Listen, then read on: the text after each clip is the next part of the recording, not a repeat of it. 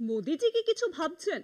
কেননা বিহারের দলিতদের মধ্যে রাহুল গান্ধীর জনপ্রিয়তা বাড়ছে। সন্দেহ নেই, নরেন্দ্র মোদী এখনো কিন্তু জনপ্রিয়তা 1 নম্বরে, কিন্তু পিছিয়ে যে নেই রাহুল গান্ধীও। সদ্য প্রকাশিত বিহারের দলিতদের উপর এক সমীক্ষায় বিহারের দলিত সম্প্রদায়ের মানুষদের প্রশ্ন করা হয়েছিল জাতীয় স্তরে তাদের জনপ্রিয় নেতাকে। 47.5% বলেছেন সর্বভারতীয় স্তরে তাদের প্রিয় নেতা নরেন্দ্র মোদী। 40.3% মতে রাহুল গান্ধী তাদের প্রিয় নেতা। মোদিজি, রাহুল গান্ধী কিন্তু আপনার কাঁধের উপর নিঃশ্বাস ফেলছেন। বিহারে নির্বাচনে প্রায় 3 মাস আগে এই সমীক্ষাটি করেছে national confederation of Dalit and Adivasi association. June মাসের 10 তারিখ থেকে 4 জুলাই পর্যন্ত সমীক্ষা চালানো হয়।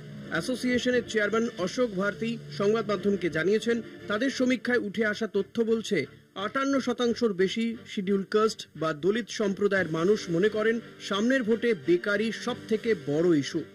সমীক্ষায় 27% রেসপন্ডেন্ট বলেছেন নির্বাচন কমিশনে তাদের ভরসা নেই। 51% বলেছেন তারা নির্বাচন কমিশনের উপর আস্থা রাখেন। 21% কোনো মত দেননি। সাংবিধানিক প্রতিষ্ঠানের ওপর কেন ভরসা নেই পিছিয়ে থাকা এত বড় অংশের মানুষের? এ নিয়ে নির্বাচন কমিশনের ভাবা উচিত। সমীক্ষায় একটি প্রশ্ন ছিল, আপনি কি ভয় পাচ্ছেন যে স্পেশাল ইন্টেন্সিভ রিভিশনের পর নতুন ভোটার লিস্টে আপনার নাম কাটা যেতে পারে? 71% বলেছেন হ্যাঁ, তারা এই ধরনের ভয় পাচ্ছেন। 23.4% বলেছেন তাদের মনে হয় না যে তাদের নাম কাটা যাবে।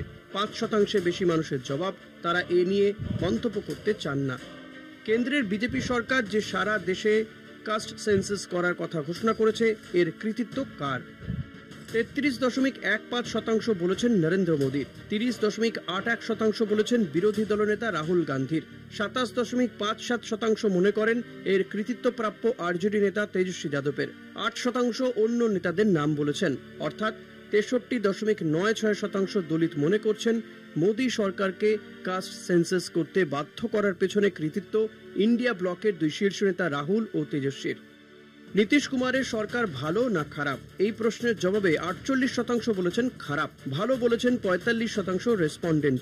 দলিতদের ওপর এই সমীক্ষার বৈশিষ্ট্য হলো এটাই যে এখানে সমীক্ষকরাও সবাই ছিলেন দলিত সম্প্রদায়ের মানুষ।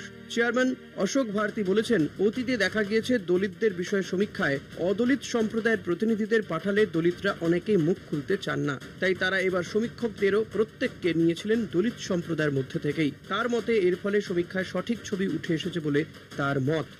কলকাতা টিভি।